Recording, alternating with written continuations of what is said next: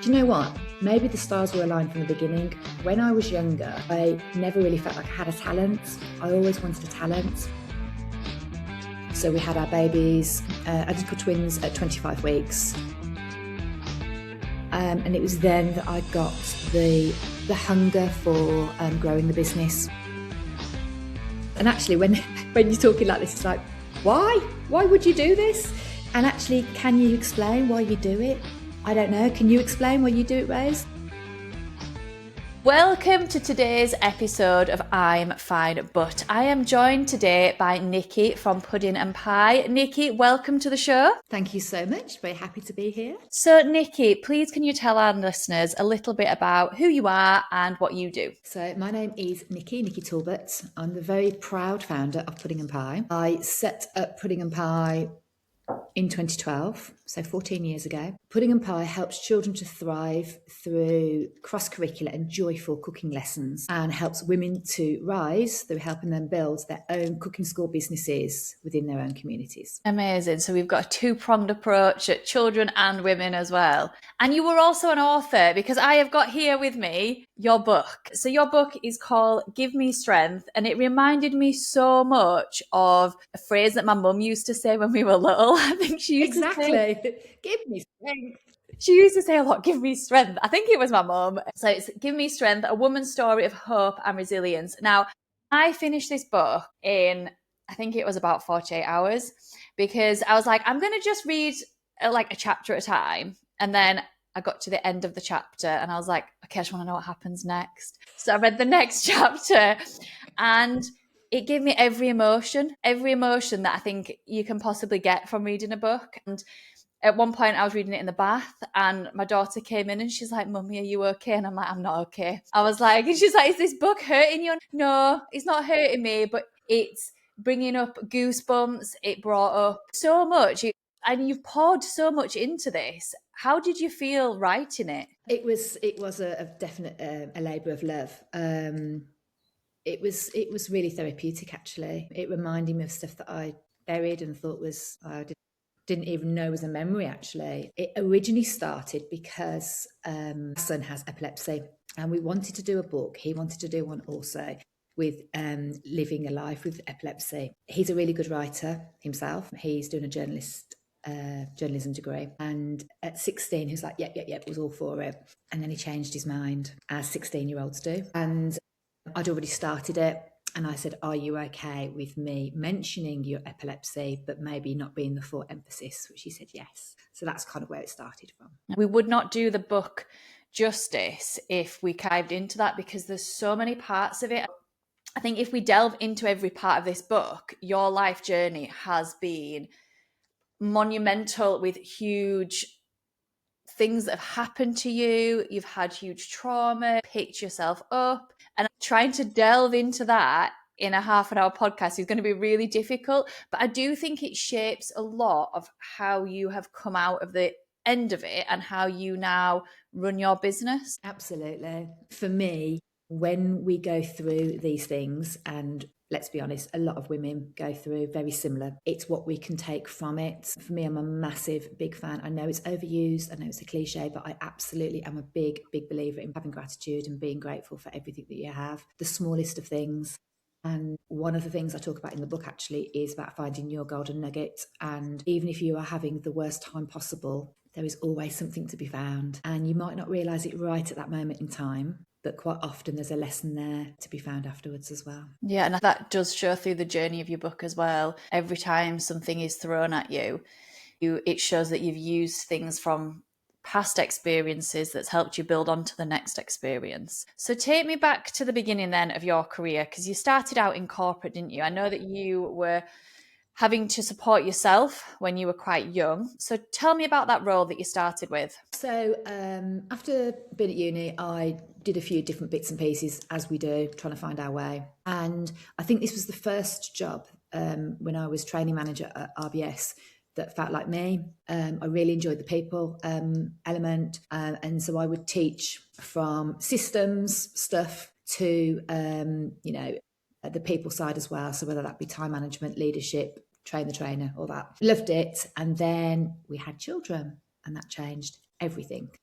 And I think most women can relate to that, even if you have a normal pregnancy, normal labour. Our story was quite different from the norm. We had our babies born very early. So we had our babies, identical twins, at 25 weeks. And then rather boldly, we went on after another pregnancy at 30 weeks. And when your babies are born so little, I'm talking like if you look at your thumb now, from the tip of your thumb to your second knuckle, that was Charlie and Tom's little face from forehead to chin. And you could hold them, the size of a Sky remote from head to foot. So tiny, less than £2 each. So we had quite a journey with them in special care. We very sadly lost Tom when he was 2 months old. And then when we had Louis, he was born at 30 weeks, which was our biggest baby at £3.10. And so without going into all the detail, you can imagine that we'd gone through quite a experience over those months. They were born quite close together as well, both pregnancies. And so I went back to work and didn't give a shit about profit margins, bottom lines, or anything. Actually, people commented on how much more relaxed I was and, easygoing about stuff. And in my head, it was like, none of this matters. Yeah. I think compared to what you've been through as well, like it puts a lot of things in perspective that, we've stressed about. And I think as a woman, you evolve after you've had children, whether you've had what we, in inverted commas, normal experience, or whether you've had premature babies, whatever your experience has been, you evolve as a person and you're not the same, are you? You're not the same person. You're not the same person at all, are you? You're not the same person in terms of your physique, your headspace, your priorities, any of it. So I really wanted to make a difference. And actually being completely honest, I wanted to do something that I really believed in. And I just wanted to take them to school and pick them up. That was it. So it started a passion project. I threw myself into, some of your listeners may know who I'm talking about, Annabelle Carmel. She's the weaning queen. I threw myself into her methodology. I'd always had an interest in fitness and nutrition, but seeing my little babies absolutely thrive and strengthen and build themselves up, going goosebumps as I say it, really gave me a real passion for food, for good food. Yeah. And so I set up Pudding and Pie in 2012. As I said, Louis was 4, Charlie was 6. They are now 18 and 19. As they say, the rest is history. So take me back to then. You went back to work after having your children. And at what point did you go, actually, I need to change something in order to, you want to do the school runs. How did you feel leave them, especially with this, you had this really traumatic start for both of, all of your children have had a traumatic start. So at what point did you actually decide, I need to change this? I think I was given the gift of the possibility of redundancy. However, if anyone's thinking, oh, she had it easy, we had to wait 5 years for the redundancy to come through. And I just had no sense of purpose working there. And neither did a lot of us. The whole department was going down. And I looked at options. I looked at franchises, and it was from there that I had a bit of an idea spark. I had no idea about setting up a business or any of that, but I just sort of let my gut lead the way, really. And I just dipped my toe into it. Loved it from the very start. Lots of hard work. Oh my gosh, so much learning. But I think the fact that it fitted really well with my family life and what I wanted, as well as doing something I really genuinely loved, I learned along the way. So how did you decide that this is what you want to do? Because you didn't buy into a franchise in the end, did you? Is Pudding and Pie your concept? So where did you start with this? You went, I love fitness, I love nutrition, I can see my children thriving on food. How did you start to put the pieces together? Well, I think I realised, it's interesting being asked the question, isn't it? Because sometimes you're like, I'm not sure. I loved children and I loved the cooking elements, and it just seemed just a natural progression to put the two together. So I started off in community classes. So I put did I have a website? I'm not even sure. But I put the branding together. I suppose, do you know what? Maybe the stars were aligned from the beginning. When I was younger, I never really felt like I had a talent. I always wanted a talent. But the GCSEs I loved was food nutrition and business. And here we are. I have a food nutrition business. Yay. And I never, ever would have believed that possible. But yeah, maybe the stars were aligned from the beginning. So I set up doing community classes and very much I suppose, asked people that I knew, could I have a go at, in their community centre? Can I have a go there?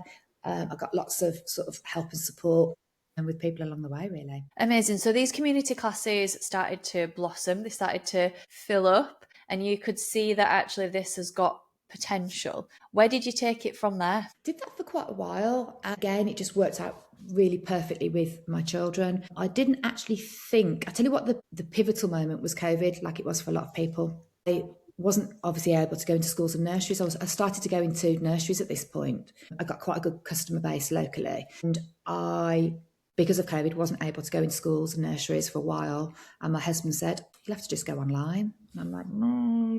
At that point, I didn't even like FaceTiming. Yeah. I was too self-conscious. So I had to really, really push myself out of my comfort zone. And with that, it was amazing, to be fair. We did lots of fundraisers through that time. We raised money for our local hospital staff, got them a new staff room. Charities that were really close to my heart, we raised money for. We would have, 86 families join us making Toad in the Hole. So we had a supper club on a Thursday night and we had Saturday morning baking. That was incredible. And I think with that, I also became a bit more aware of the online space, whether that be social media, various different coaches. And it was then that I got the hunger for growing the business. And I actually taught for 12 years within pudding and pie myself, until a good friend of mine said, if you want to grow it, you're going to have to stop teaching, which I found difficult at the time. And what started off as that little passion project, fast forward to now, 14 years later, we're teaching 70,000 children throughout the UK. Last year I franchised the business, so I now have business partners throughout the UK doing exactly what I did. And it's so lovely because I've walked that path. I've had those journeys, and what I've said to them is, I'm sorry if I'm bossy. I'm sorry if you feel like I'm telling you what to do. But honestly, I want you to get there quicker than I ever did. And they are doing amazing. So it's brilliant. So part of your business is you've got a CIC. Is that right? Yeah, that's right. So can you explain to our listeners, if they don't know, what is a CIC? So CIC is a non-profit organisation. So the delivery part of my business is the CIC. So all of my schools, all of my nurseries are within the CIC because of the fact of the point that we'd got to as a business financially. And actually what we offer is a community service to schools, to nurseries. So that's how it came about, really. So that's the CIC, and that's the operations. I've got 4 members of staff that actually teach every single day in schools and nurseries in the community here. And then the limited company is the franchise element, where I help women to grow their own pudding and pie business within their own community. Amazing. So you've just sort of segmented it off depending on the needs of each side of it. With the CIC, do you apply for funding through that? Because there's a lot more opportunities than a private business than if you've got a community business. Yeah, in all honesty, I don't, purely because the area of growth, how I'm going to actually reach more children is through the franchising element. As it stands, all of my team are absolutely fully booked, and I don't think they'd be very friendly with me if I tried to give them any more. So no, I don't currently do that. It is something for the future, but as it stands, we're really busy in the CIC. So that's kind of parked. It does its thing. It delivers, it operates. That's running like a really well-oiled machine. And the growth part, I do have to be quite focused on where my energy is, because actually if I try and grow the CIC as well, it's going to come away from my main goal. My main goal is to reach more children and actually give women what I have myself, a business that I love, that works around my family. And that's really important to me as well. So talk me through then the business model that you've created for your franchisees. Are they purely going into schools and nurseries? How are their weeks structured? So we actually focus on schools first. I see it as the low-hanging fruit because there's so much appetite, no pun intended. There's such an appetite for the schools. It's parent funded. If there is a school that has a high proportion of pupil premium, so for free school meals, then school have a small funding pot, so children don't have to be excluded from that. The parents are happy to pay. It's a small amount that we're paying. We do keep the classes quite small. So what I encourage my franchisees to do, and I hold their hand with the marketing with this, so that we market ourselves to local schools. We go in, we do an assembly, they love it, they see the impact on the children, and we do breakfast, lunch, and after school clubs there. Isn't so they have then got that flexibility to go, actually, I don't want to work on a Wednesday, I want to work on a Thursday, so I'm going to pop a club in on that day. Absolutely. And once they've got cash flow coming through and also started to build up their brand awareness, their visibility through their own community, that's when we then start targeting nurseries, community classes. So actually there's so much that they can do. I spoke to a guy actually yesterday, and he would love to do youth work with children, how to, be independent, learn those life skills. So a lot of it is dependent on where their own skills and knowledge are and what they enjoy doing as well. Yeah, definitely. And I do think it's something that I probably needed when I was at school, because I'm a terrible cook. So just having those life skills at such an early age, when you're able to absorb them, is such an important part of actually developing as a human being. Absolutely. And for me, it's so much more than cooking. And I know it sounds like a real sales pitch. However, it's so much more than cooking. When children are cooking, first of all, we bring all of the curricula in. So we're bringing in maths as they're counting out, rolling out patterns, looking at shapes, looking at ratios, fractions as we move on. They're learning about science, so raising agents, melting points, all of that, how the role of nutrition in the body. That's why schools love it, because we bring all the cross-curricular elements in, but also it's like back to basics. It's about the child that isn't necessarily sporty or academic, that does something, creates something, takes home their beautiful lemon drizzle cake, and they've got that sense of achievement, that confidence, and that confidence can then be used in other areas of their life. I had somebody contact me last month, and she said that her son, I taught him from when he was 4. He's now 18, and he is now working in a Michelin star restaurant. And she said, it's down to you, because you helped build up his confidence, because he's a really shy lad. That just means everything to me. Yeah, that's that very rewarding part of being in the children's activity sector, is the impact that it can have. So you've done 14 years now in this business. It's worked really well in how you've got it. What about some lows? Has there been any really low points for you? Absolutely. I think COVID was one. And I think, like most lows, the lower you go, the more of the learning that you get from it. So that really pushed me out of my comfort zone. And I've had those moments where, cash flow is difficult, particularly if you're waiting on payment from schools or other businesses, paying everybody else before you pay yourself. You don't have one boss when you're self-employed. You have about 8. You have your team, you have your customers. So yeah, of course. And actually, when you're talking like this, it's like, why? Why would you do this? And actually, can you explain why you do it? I don't know. Can you explain why you do it, Rose? Yeah, 100%. I think you go back to those values that you have to start with. And like for you, it's the passion of being with the children and the skill sets that they're going to learn from it, and the impact that almost selfishly that it gives you back. That yes, you're giving something to them, but you get that self-satisfaction yourself. And it is a conversation that we have with, anybody before they come on board with us, that you have to love this and you have to be fully committed to get through those hard times, because every single business does have a hard point, and it's learning how to get past that. Undoubtedly. And it is, as you say, so very rewarding, isn't it? And it is from a selfish point of view, because when you have either children treating you like a celeb when you walk into the room, she's here, yeah, she's here. Or to your franchisees saying, I didn't think it was possible. I had one of my franchisees say to me last week, I was going to screenshot my bank balance to show you. I could have cried in happiness, in a good way. That to me means everything. So yeah, from a selfish point of view, it really does remind you that you are doing good work. Yeah, and I love our program, which we take into schools, which is our children's yoga mindful movers. I love going in because I'm the fun person. I don't have to do the telling off. I don't have to do the marking. I just bring in all my fun equipment and I get to do all the really fun stuff. And then when they've all had a really nice time, I can go back. Yeah, see you next week. Because let's be honest, it's really hard teaching. And I don't know whether you've come across many teachers that are unhappy, and it's soul destroying.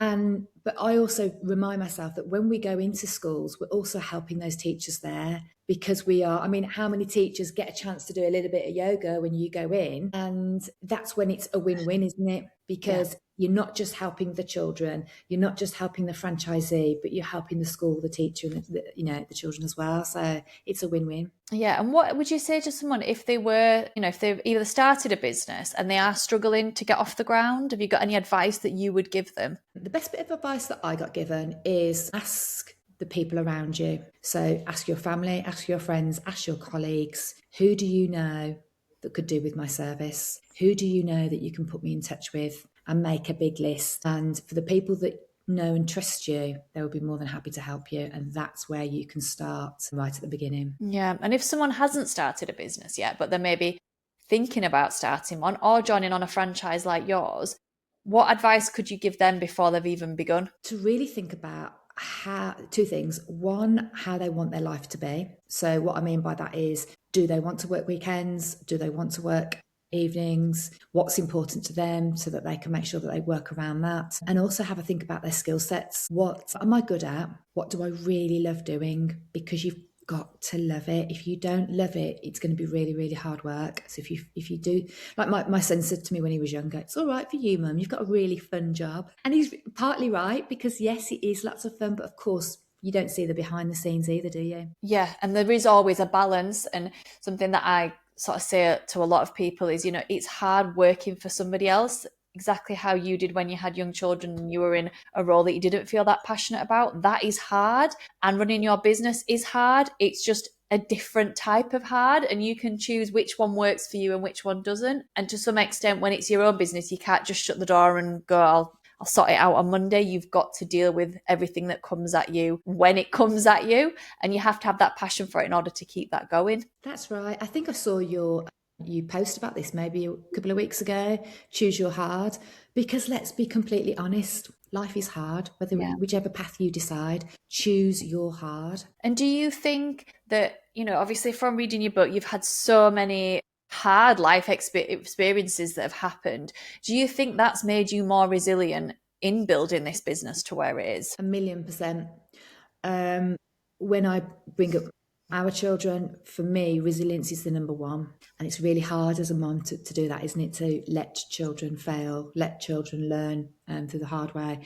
But undoubtedly, from when I was young all the way up to where I am today, has definitely helped me to be more resilient. And I do think you have to be resilient. That's probably one of the top 3 personality traits to have, really. What do you think? Yeah, I think resilience is up there with everything that having a business will throw at you. What are your other 2 that you've got, if you've got a top 3? Self-awareness, knowing what your key skills are, so that when you can eventually offload the bits that aren't one of your core skills, so that you can focus on what you enjoy and what you're good at. So self-awareness is really, really key. And when I say confidence, I don't mean it's only for confident people. I mean trying things, and through trying you will then become more confident. Yeah. So you're not born with confidence, are you? You become more confident through trying things. And the amount of times I've tried something new, appear to be very confident, but inside probably crapping myself. But it's only through doing that you then build up that confidence as well. Yeah, and it's not being scared to fail at stuff, because we don't know everything to start with. And I think that's a key point if you are looking at starting a business or joining a franchise, is not everybody knows everything, and you've got to do things and be prepared to fail at them and go, okay, that didn't work. I'm not going to class it as a failure, but I'm going to class it as a learning curve.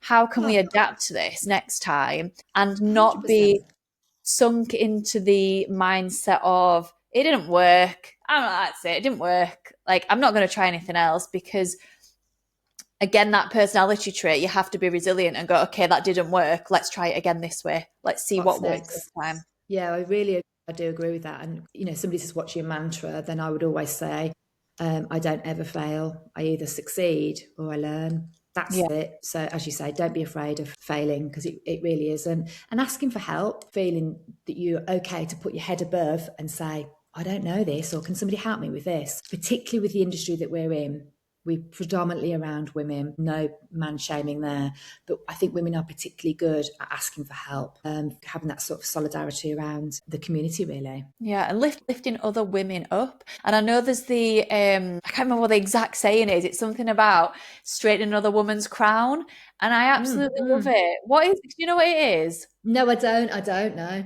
but I know exactly what you mean. Let me see if I And can that's what find it. I'm going to need rather to knock find it it off. now. It's instead of knocking it off, you're straightening it for them.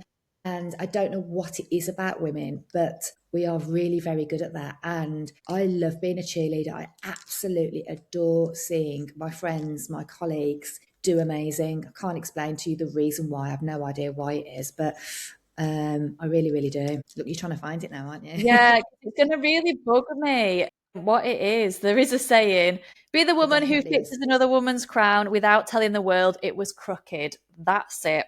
Yes, I love that. Yeah, so if you missed that, it was be the woman who fixes another woman's crown without telling the world it was crooked. I just love it so much. And it even gives me a little bit of goosebumps. And when you look back at your experiences at school, particularly, I think this is where we learn this behavior. And it's almost of knocking other girls and females down to make yourself feel better. And I hope that I do that with my girls as well, is empower other girls and not to knock another girl down just because you feel threatened or you feel that they are better than you, but actually to go, do you know what? You are better than me at that. That is brilliant. Let's, tell me what you're doing. Let's share it, and not to hide things from other people. Find that network of people that share that ethos as well, because business can be harsh, it can be cruel, and there can be a lot of gatekeeping when it comes to Knowledge, yeah, contacts. It's interesting, isn't it? Because it's all very well me saying this as a mum to my boys, because it happens with the boys as well. I do think it's a lot harsher with the girls, but it pretty much always boils down to the lack of confidence in that other person. So that other person that isn't cheerleading, isn't supporting, that's been like a mean girl, which, let's face it, happens in as we grow up as well. It's all about their lack of confidence, because as soon as they see a weakness in somebody else, they'll capitalize on it. And it's almost trying to turn that around in your own head to understand them, the reason why they are that way. I'm not saying that to excuse or to make it okay, but if you can make it right in your head that the reason people are behaving like this is because of their own insecurities, I think it helps you to understand a bit more as well. Yeah, and one of the things that I think my husband's taught me, not that I like to admit that he's right on lots of things, but he does say this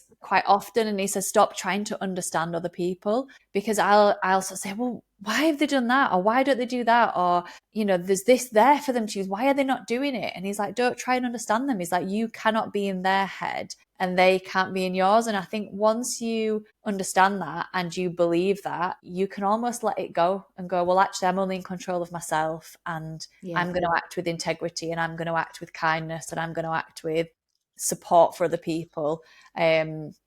We don't need to understand other people, really, I don't think, do we? No. Weirdly enough, I just came off a call earlier with one of my mentors, and we were talking about when somebody shows an interest, they move towards pudding and pie, and they give me their details, and then I contact them.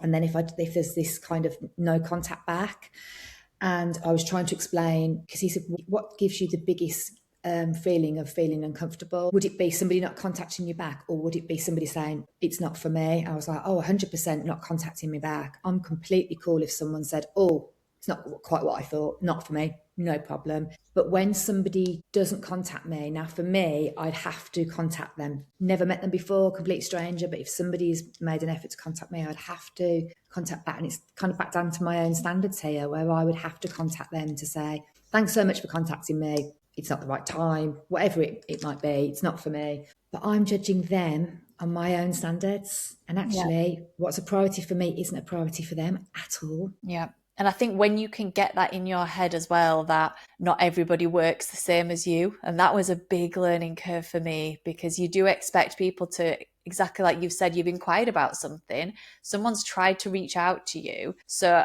your response is naturally to be like, oh, I need to make sure I contact them back because they've contacted me. But for other people, if it's not their priority and they've just got other things going on, That's or they're right. maybe just not that person and they're just like, oh, I inquired, but actually I'm not that bothered now. And That's I've got right. And it's similar to an analogy that I use quite often with, okay, we're going to husband bash again. So my husband can sometimes have a little bit of road rage. And if somebody doesn't thank him because he's let them out, he's like, ah. And I've said, right, that person may have just lost their job, had an argument with their other half, rushing to a hospital to go and get, we have no idea. You're the only person that's suffering now because you're, all wound up. And actually, I need to take my own advice because it's exactly the same with what we were just talking about. We don't know other people's paths, other people's days. Oh, but it's hard to take your own advice, isn't it? Yes. It's easy to give it out, but it's hard. Hold on, I can dole it out. I'm not sure I can walk the walk. So if we've got anybody that's listening, anybody that's watching, Nikki, that wants to know a little bit more about you, can you tell us where they can find you? Of course. So I'm on Instagram under Pudding and Pie Limited. I'm on Facebook as well under Nikki Talbot. Come and find me. My website's www.puddingandpie.org.uk. I'd love to hear from you, love to have a chat. Amazing. Thank you so much. Now, if you do want to look at any of Nikki's socials or if you want to read her book, I will pop the links in the show notes. Nikki, thank you so much for joining me today. Thank you so much. You've just listened to I'm 5 Booked. If you're unsure about business or what really matters to you right now, why not take our free core values course? It's linked in the show notes and it's a brilliant place to begin. Don't forget to subscribe so you never miss an episode, and you can follow us online at all your favourite social media platforms at Baby Meets UK. Until next time, I'm Rose and I'm 5. Books